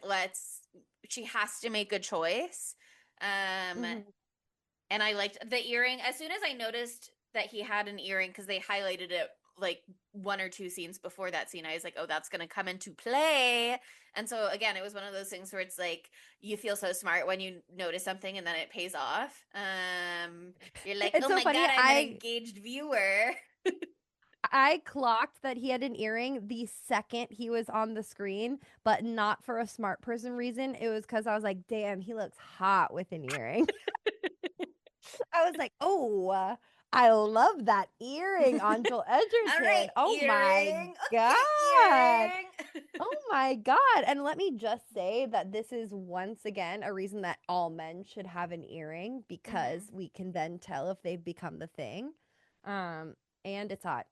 So it's a I win-win. But saw yeah, no. I saw a Reddit post recently from a guy who was like, "My wife wants me to pierce my ears, and she wants everyone to be able to see that I have pierced ears because she thinks it's sexy. Should I do it?" And everybody else Yes. was like, "Yeah, your wife wants to fuck you. You should pierce your ears. Yeah, listen to your wife. Come on. You can still pull it off and be classy and cool, and it can go with whatever style as long as you style it appropriately. You should go pierce your ears." Mhm. Mhm. I'll say it once, I'll say it twice, I'll say it 3 times. I'll go all the way in. But yeah, no. I loved that as the way that she figured things out and the way that she trusted him earlier because like they don't really do the test. Do they do the test on him earlier in the movie? There's I not a lot of time. It's like crazy right when they get back. Yeah, I think they quarantine him and Jameson right away and Yeah. like put them in the zip ties in the other room and then they escape. So I don't think that she ever. They I think go she to looks at his find mouth, them but to like do the later, test. maybe. But it's not Yeah, part they of go to like the test scene. Yeah, no, it's not in the test scene. They go to find them after they've done the test scene, and then they find that they're not in the room anymore. Um, She sends Peter to yeah, go get them or something like that. And that's when I was like, oh, I thought Jonas's name was Peter, but I guess that's Peter. yeah. I think the ship stuff was dumb, and I was thinking it was dumb, and then I watched the 82 one, and the ship is in it, and it's in the beginning, and it's also like they go look at it So it's like, I guess they in have the to. Yeah. movie. So the ship is a part of it, and they showed the ship a bunch. So I was like, okay, it's not like so lame that they showed the whole ship. It's actually they needed to probably do that because the whole thing is that they found the ship and they found the alien on the ship. So okay, so it's fine. And I like the slats thing. I thought that that was scary and cool Oh, when she or falls. whatever. Yeah. Yeah, when she falls in the slats and like it makes sense that they're going to the ship because they know that the thing got away and they know that the thing is going to try to take the ship and escape the earth or Because they like go disabled all of the fucking other I don't know. vehicles except for the vehicles that they didn't disable because they took the vehicles to the spaceship.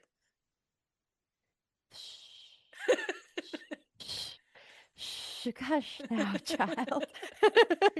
I don't know about that. I can't defend that. um, but yeah, I just wish that they had done what you had said. And then, is this the point where you say what they were gonna do for the end? Did you already say that? Did I miss it? Yeah, that's what we already talked about. Oh, oh, that part. That Yeah. okay. It was like what was gonna be on the ship. That's Yeah, what yeah, it yeah, meant. yeah, yeah. Sorry. Okay, I thought you meant like the end. But the end. I actually really liked, and I thought it was the most slay sequence of the whole thing because it is like perfectly set up to lead directly into the intro of 82. I checked. I watched them literally immediately back to back, and I thought that they nailed it with the costuming. I liked how they put it in the credits.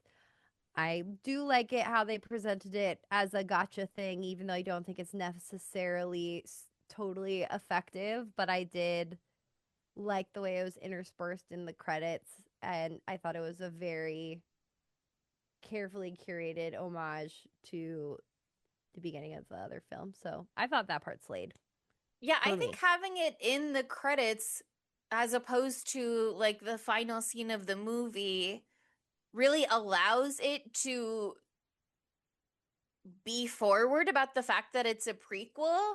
And so because the fact that it's like tagged on in the credits as if that's a reveal, it's like so late in the game. But I Yeah, really it's not really a like it. reveal.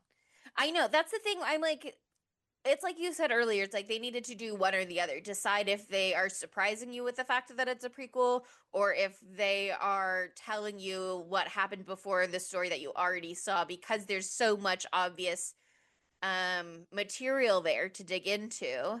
But I really liked the comparison between the two in terms of perspective. because if I recall correctly, the opening in the 1982 The Thing, it's like you're on the ground with the dog basically, and you're like, why are they shooting at this poor dog? Like you don't know, obviously you don't know what's going on yet. But you're so like team dog almost, if you will. Mhm. And then for the credits in this one, because you know what's going on, you're like up in the helicopter with them more than anything else.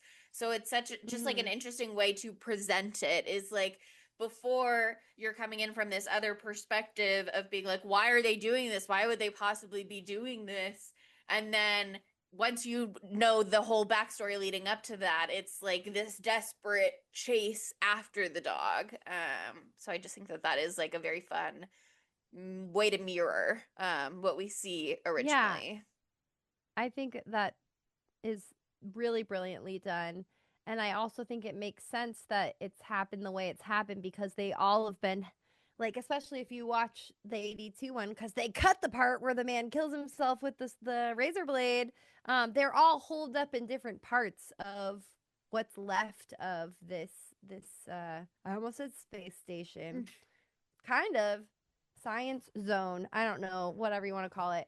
Um and so like he's Research holed up. base. Lars is hold research base. Thank you. Lars is holed up in his own area. Whoever the name of the man was who kills himself, he's in his own space, and then the dog is in another space too, hiding or doing whatever.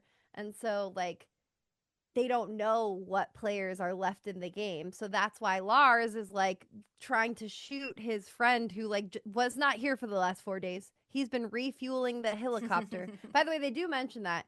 Yeah.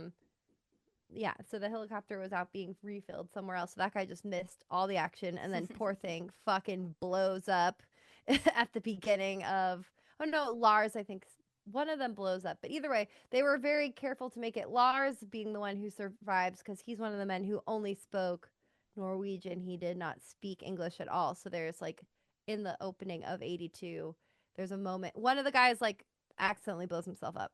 And then the other guy is like trying to explain what's going on and he's yelling and trying to shoot at the dog and then they think that he's just crazy and so they shoot him. And so it's like the language barrier like stops them from being able to, talk about the alien invasion that's happening, which is just rather unfortunate. But I think that's like the strongest part of the movie in a lot of ways is that ending. But I think also one last thing about that, I think it's perfect that it's in the credits as well because if it's one of those classic things where you have a big boom emotional ending, which is Kate literally blasting Carter off the planet with the flamethrower. That's pretty epic ending. And then to have it go into this like trailing off sort of ending that you see like fully on the screen, like would kind of be like, "Brr," like energy wise, but I think having it hit with the credits right afterwards, you're like, whoa, it's over. But then these scenes creep back in and it leaves you with this lingering dread. I think it makes it more effective as an ending and then leaves you feeling like shit at the end, which is the point of a Thing movie. You have to feel terrible and everyone's dead. It also kind of so not the same thing at all, but it made me think about Sinners a little bit, where it's like you have the ending of the movie and then the credits starts and then it's like there's a little more for you still. And I love the way it can just like resolve the primary plot and then be like, and here's some more color for the movie. Yeah. Obviously they're serving completely different purposes within the story, but No, I I see love a it's post a good credits, comparison. mid credits that feels meaningful. Yeah. And I don't think you should have to wait too long for it if it's going to be relevant. Like the Terrifier 3 or Terrifier 2 one, you guys were like, it's right after the credits start, but then it's like literally all the way at the end of the credits. It never would have occurred to me to wait that long if you guys didn't tell me that there was something there that I had to go back at. I like that movie I turned off immediately. I was never going to make it that far. But even if I'd like sat through some of the credits, it just wouldn't have occurred to me that there would be something all the way at the end unless somebody tipped me off. Whereas this one, you don't have to wait long to get to it. So That's why I always Google it, because sometimes they try to really trick you. But anyway, are we ready for our? Segmentos? I almost How said it could that this be? time. Isn't that crazy? Ooh. I almost was like Crazy. segmentos. I'm getting indoctrinated. Whoa, only 5 It's a years cult. in. Oh my god. That's how long it takes, I Okay. guess. Yeah, it is. How could this movie be gayer? First I mean, it's thought, right there. They could all be when fucking. well, they could all be fucking. But I think immediately when there's the moment where Adam is melting his face into that other guy's face, they could have been a kiss instead. Add something there. Could have been really nice. Adam could also Yeah. have been Kate's ex-girlfriend. And I think that could have been fun and sexy. Yeah, that would have been so good. Why hasn't there been a thing kill where someone is kissing someone? Like their partner is the thing and they don't And then know. it starts And they're to kissing like them and their faces smashed together. Like, why isn't that? That's actually a really good idea. the face melt What in the this movie fuck? made me think of Society also, which makes me think about how that Yeah. scene was Mhm. almost like an orgy. So just Yeah, something for them whoa. to think about in terms of the everybody fucking. Also, I know you said that there were vibes with Carter, and I agree now that I know that it was Carter in those scenes, but I also felt like there was something with her Chelsea hanging out with face blindness. Juliet.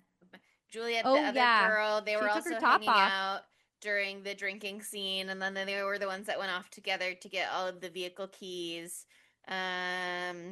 And sometimes it's like, why is this movie sticking all of the girls together? And then in this movie, it felt like, of course, the girls are going to be together. So I just feel like they could have been gayer There about could have it. been something going on there. I'm always looking for gay Mary Elizabeth Winstead. Give the people I us don't know what they if we've want. gotten it yet. Have we gotten it yet? No. I can't Maybe it might decide if we've exist. gotten it or if I've always just decided that she's giving gay. Because she might have been giving She gay is. as the Huntress in Birds of Prey, which is a movie that I enjoy. But it also could be that I just decided she was giving gay in Birds of Prey. And because obviously we decided, we being me and everybody in the world who has brains Everybody and in the eyes world. and a heart, everybody was giving gay in that movie. But again, were they supposed to be, or is that what I brought to the film? I guess I can't say for sure. She has a distinct queer energy. Ooh, She she brings is to the table. married to I a feel man, but I feel queer when I look at her. yeah, there's something there. There's something there. Maybe it's just us having a crush on her, but no, it's not. It's her. Anyway. It's not that. Any other gay thoughts you'd like to share? So many more gay thoughts. Okay, Matthew Lillard. Oof. If they put Matthew Lillard in here at all, that's one more man we would recognize, and that would be wonderful. That would be one of the guys. I wish he'd play a Norwegian guy, and it's just Matthew Lillard, and he's a Norwegian guy. He can play the Norwegian guy. He can play Lars, and he But doesn't speak also, any English. imagine if he had an earring. And I he really does don't love want to his take Joel dog. Edgerton out of this because I really like the way he looked in this movie. But Matthew Lillard, always a welcome addition. He's the thing. He's so tall and He's- gangly that they could have put him in the xenomorph suit for that cameo. Oh no, he was the he was like the skeleton person on the ship that they like briefly see. You don't know What? what you're talking about. Maybe it was just in a thing. There was like a skeleton on the thing. You On could the be telling the truth ship? and I wouldn't know. Or what if he's He's hiding behind that pixelated thing on the ship? Oh, he there is were the pixelated thing on the ship. you couldn't tell, but actually if you zoom out, it's making a Matthew Lillard's face. There were remnants of the pilot in the Mhm. background of those scenes. So maybe you got I don't know what you're talking about. But just in general, that was still in the background of some scenes, like hidden among the machinery, again giving xenomorph and aliens. I think I was Um, looking. I think it was some of the practical effects they had like. Mm. So I think in one of the Mm. articles I was like, oh, beautiful practical effect pilot. Let it live. Let it come back to us, please. Okay. I think I would like I- him as the one who gets burst through first. Who I guess actually, I was saying Olaf earlier, but I guess Olaf was the one who was with him. It was Henrik who got burst through because he was the one who got digested and had the metal in his arm. Mm. There's no way to keep track. There's no of way to know. anyone at any Mm-mm. time. There's no Frankly. way to know. Oh, I missed this one article. Damn it. I really wanted to read this one. Poopy. Oh no, I did. Haha, it's fine. Sorry. I was going through my articles and I was like, this one's all about the practical effects. I did read it, and that's where I got the names from that I took 20 minutes to find. Okay, I feel like those are good placements for Matthew Lillard. What about Dumb Bitch? What's Dr. Sander Havis Halverson? What's his name? Halverston. Oh my God, Hal- Sander was right. Slay. What's his last name? Halverson. Halverson. Okay, I was right. 2. Great. 10 out of Come 10. on. We learned the names by the end of the day. Fuck you, Loretta. I got it this time. He's the dumb bitch because it's his fault and I hate him. And he's like, what if we Really just right instead in it. of what if instead of doing anything that was smart, we try to make money off of finding an alien? That's like totally what he just wants to go down in the history books. But now he won't because he got burned on fire and they can't even figure out if he was there. They don't even know if he was there probably. So dumb bitch, and he got his just desserts already. I hate him. Also, the studio interference. The studio and Oh, the test yeah. audiences Yeah. who said, why should this movie look 80s? You guys are dumb bitches. I wish you'd never said that. But also, I can't believe that they said that and then someone was like, that's a bad thing. They should have said that and then everyone went, great, that's exactly what we're going for. So I can only blame audiences so much. I must blame the studio who allowed themselves to be influenced because like okay, Superman was one of my favorite movies of this year. Anybody who's seen it knows that there's a little scene in there where Superman saves a squirrel and allegedly test audiences were like, what's that for? What purpose is that scene serving?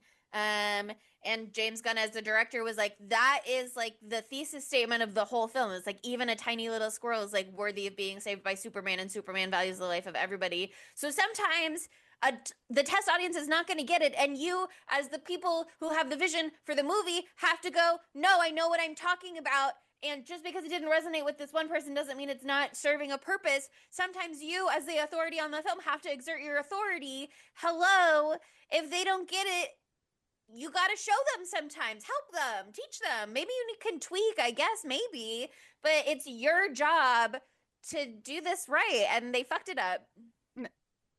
In the year of our Lord 2025, also, I cannot speak to 2011 as well. The media literacy of the general populace is 0. It's like a 0 out of 100. They're getting 0 knives out of 5s. So, like, I don't like trust them to have the right opinion. Like, not everybody's gonna get the squirrel thing, but like, it's not for everyone or whatever. Like, you have to keep those things in there that are crucial to like your thesis statement for the movie, and you have to fight tooth and nail. But I get it, like it's not the same when you have the producers and the production companies like breathing down your neck and stuff. And I feel like at least maybe now it's a little, they listen to the word of the director maybe a little bit more, but like I don't know, it's still a money game at the end of the day. Yeah, it just is one of those things that makes it so clear that it's a money game, where it's like, oh, we're not actually interested in something that is a artistic homage to the 1982 movie. We're interested in using existing IP because we think it has a built-in security net fan base. And guess what?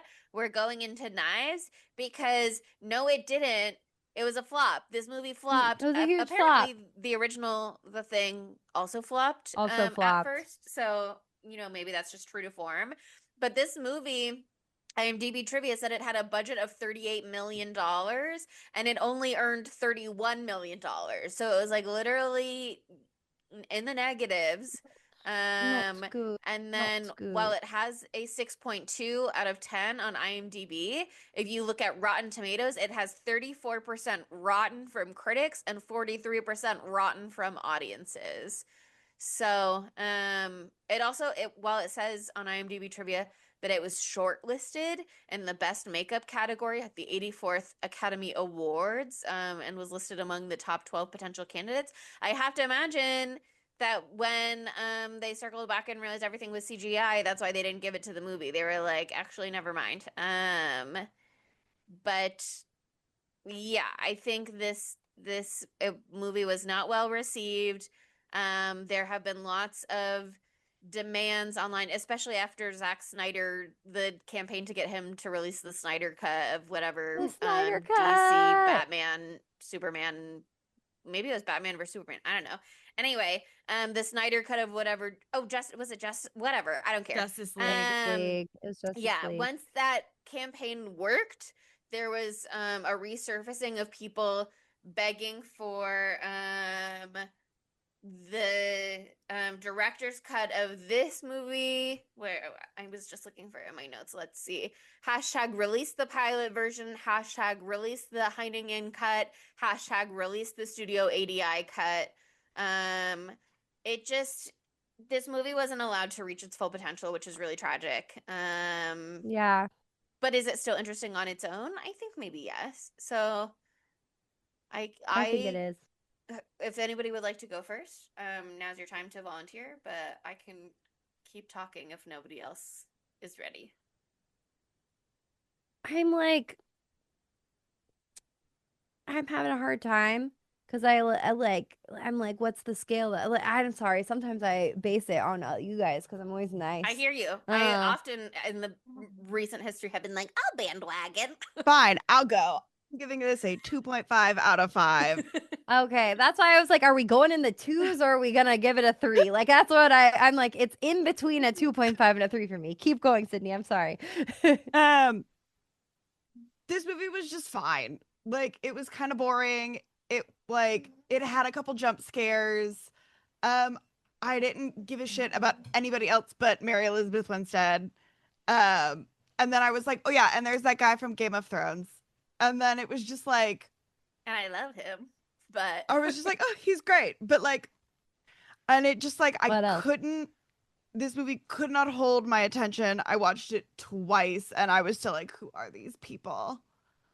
I wish it would have done more practical effects. And like, I do wish that it would have looked more 80s. Cause I think a movie that like played into being stylized in the 80s, especially in 2011, would have in fact been like more groundbreaking, right? Like now we have like with Stranger Things and all that other stuff, like people are looking back at 80s nostalgia as like a big win, like that's what you want. But like Things came out in what, like 2015, so this would have been ahead of the curve. Yeah, I agree. Yeah, I feel like this was a weird time for movies. 2011, I feel like horror in particular, shit was kind of lost. But you go, Chelsea. I think it is kind of a victim of that era of not having like a distinct aesthetic perspective, where it was trying to appeal to the masses in so many ways that it just kind of became bland stylistically. I think it's just such a sad aspect of the film, especially because I know Monica said that she missed it. And so it's easy to blink and you'll miss it in the beginning where it's like 1982, because it tells you it's in the 80s. It's not a secret within the movie that it's in the 80s. Yeah. So I just don't know why they're so afraid of making it feel like the 80s.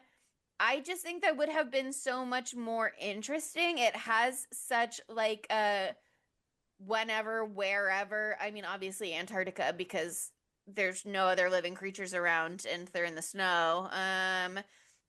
but you could have placed this movie without the grounding of the original at any point in time, and I just think it is a shame that they were so afraid to pin it to some. I think it would have been so much more interesting. That said, I don't think that I came to this movie with allowing it to rise to its full potential. Like I said, in a perfect world, I would have loved to have watched this and then the OG, The Thing, and then circled back to this to like really do my due diligence in being able to speak to how they are enmeshed. But on its own, it wasn't bad. It wasn't particularly memorable. I'm so sorry, Mary Elizabeth Winstead's hair really bothered me all movie.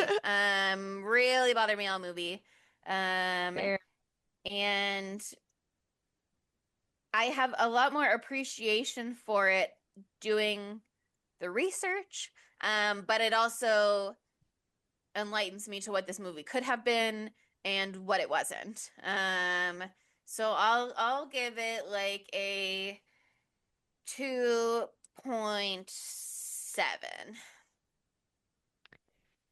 Yeah, I'm like right there with you. I think I'm gonna give this one a 2.8 because I did have a good time watching it. I knew what I was getting into because I had seen this before, albeit giving it like very little attention the first time around. But I was pretty locked in this morning when I watched it. I like again don't know who a single person in the movie is except for the 4 to 5 names that I sort of said earlier, none of which are Loretta. And I like it's really too bad that they couldn't make me care about literally anyone. That sucks. That's kind of what the whole point of the movie is to make you feel emotionally invested. But like through all of its flaws, I did have a good time. I do still think that it's a good movie in many ways, but it is not a good and like it's not a good thing movie in comparison to the thing. Like it's just like it's a cheap bastardization in so many different ways, and it's just so sad to hear that it was going to be such a better representation of this amazing IP. Like it's just too bad that they strangled it the way that they did and strangled all the color literally out of it. They drained the color out of Yes. this bitch. There's one red jacket and it's Adams. That's it. The original is so beautiful with the blue and the red and the flares and the ice. It's like it's so gorgeous, the lighting of that movie, and this movie is so earth tone. Yeah, it doesn't have like a stylistic point of view in the same way. But I still think, even though it's a fucked up version of what they were going to have, the CGI, because it is so awful, I loved it. Like, I thought it was disgusting. And I was like, what the fuck am I looking at? And I was like, ew, why? Ugh, loved it. I was like, I'm eating this up. I wish it was something else, but I did like it still. I still had a good time and I still like gagged. But you know, docking a whole point one, excuse me, for no booby mouths. Sorry. The You hands lost this and girl knees, right then. It's cool, but now imagine those were boobs. Imagine it was boobs. It should Little have been nipple, boob. hard nipple, pointed Teeth. up, crawling. Freddy Krueger would have done it. He tried. Remember that scene, that one Mhm. where they tried Yeah, to that's hold what I it? was thinking about when you were talking about earlier. That's what I was thinking about when I was talking about it earlier too. Anyway, that is it for The Thing 2011. Thank you guys for choosing this movie. It was an interesting conversation. Even if we didn't give it 5 out of 5 knives. We still appreciate you guys, to be clear. We still appreciate you and guys. I'm sorry I was so mean earlier. That was not right. So mean. And I want to do the Village on the Pod one day. So that was our runner up. And so hopefully we can sneak it on the schedule in 2026. But anyway, this is the last episode of the year, our last episode before the hiatus. And we will be back on January 13th. Don't you worry. Don't be scared. It's going to be okay. You have literally 5 years worth of episodes to listen to in the in between. And I know some of you haven't listened to some of the ones in season one because you say, have you done this movie? And we have. So it's a great opportunity to go to www.spookytuesdaypod.com and go to our episode overview, and you can see every single movie we've ever covered. And you can, go back in time, see us when we were younger and I don't know, more naive and bright-eyed and bushy-tailed. Now we're wizened film critics and we've seen it all. No, I'm kidding. But next week we're doing something fun, and I'm gonna let Chelsea introduce this Yay! one. I wanted to, and then I was like, they're not gonna let me because I introduced the No, thing. no, this well, is guess this what? is your idea. Thank you. We're doing a movie next week. Not next week. We're doing a movie next episode, which is in 5 weeks. 4 episodes off in between. I had to do this math earlier. I got really confused. Don't January say it like 13th that. It sounds longer. It's January 13th. We're doing an episode. And you might go, why are you doing a Christmas movie in January? Why don't you watch the movie and then we can talk about it afterwards. But it is called Silent Night. It came out in 2021. Monica and I randomly watched it together last year. And it was, I don't even know how we found it. We were just like scrolling the streaming services, I guess. And then we were like, Keira Knightley's in this movie. Kirby Baptiste Howell's in this movie. Jojo Rabbit's in this movie. There were lots of Lucy Punch from the 10th Kingdom. Oh my God, 10th Kingdom. It always comes back to the 10th Kingdom. So many familiar faces in that movie. And we watched it, and then we were like, that is such an interesting film. We have to do that one day. But December is always a crowded month. It's a tough one to squeeze things into, especially when we need to rest for a while over the holidays. So we're finally getting it on the schedule. We're coming back January 13th, 2021's Silent Night. And I told you a bunch of the cast in it. So if you're like, which Silent Night is it again? It's the one with Lucy Punch and Kirby Baptiste Howell and Keira Knightley. So it's the 2021 one. Yeah. Keira so Knightley. A lot of Silent Night ones. If you look up Silent Night, Keira Knightley, you're gonna figure it out. You'll remember Silent Night, Keira Knightley. Whoa. So smart. Wow. Wow. Yeah. Pretty crazy. Anyway, I'm excited to do this one. Lily Rose Depp is there too. She's a horror queen now, especially now that Nosferatu has come out. So you guys, dial in, please. Lock in. You can watch it over the holidays, and then you'll be primed and ready when we're back for you. But anyway, why not say, great job this year. You deserve this rest in a 5-star review for us on Apple Podcasts, or a 5-star rating on Spotify, or be our second Facebook review. 5 stars there. We would really appreciate it. Actually, I haven't checked if anybody's done one since there, but I'm sure that they have it. It so could be number 3, maybe. You could be number 2 or 3. 3 is my favorite number, so that's even better. But yeah, we would love that. It always helps us spread the good word about Spooky Tuesday Pod. And also, you should follow us on social media. We're at Spooky_Tuesday. I literally forgot what I was saying. We're at Spooky_Tuesday on pretty much everything except for Facebook and Tumblr, where we're at Spooky Tuesday Pod. Go to www.spookytuesdaypod.com and you will find all the episodes that you've never seen before from us. Every episode, every single movie we've ever covered. 264 of them. No, 65. This is the 65th. 265th. So check that out. Actually, plus a couple because we did a few little extra ditties in there. So check it out.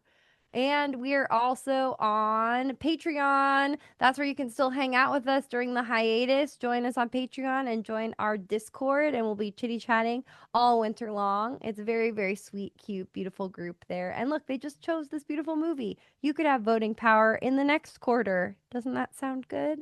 Wow. Join us on Patreon. Also, we're on YouTube, and today we are 3 women who are named Sydney, Monica, and Chelsea, and we're ourselves, and it's beautiful. Cold? Yeah, this is. I thought something a Norwegian would wear. Yeah, I'm just ready. Oh yeah, I showered and then changed into something that I thought would be appropriate, but I'm not Mary Elizabeth Winstead because I did want to give myself that hair. It was so bad. But anyway, subscribe to us on YouTube. We're super close to 600 subscribers, so help us get there. We'd appreciate it. And at the end of the day, I have to say thank you so much for listening, and we will see you on Tuesday, January 13th. Bye, spookies. Spooky Tuesday was created by Monica Height, Sydney Thompson, and Chelsea Duff, and edited by Sydney Thompson. Our gorgeously spooky tunes are all thanks to Tamara Simons, who you can follow on Instagram at Great18. That's GR818_. And our podcast art is by Ryan Brom, who you can follow on Instagram at Ryan Brom Art. That's RyanBrommArt. Learn more about Spooky Tuesday at spookytuesdaypod.com and subscribe to our Patreon at patreon.com/spooky_Tuesday.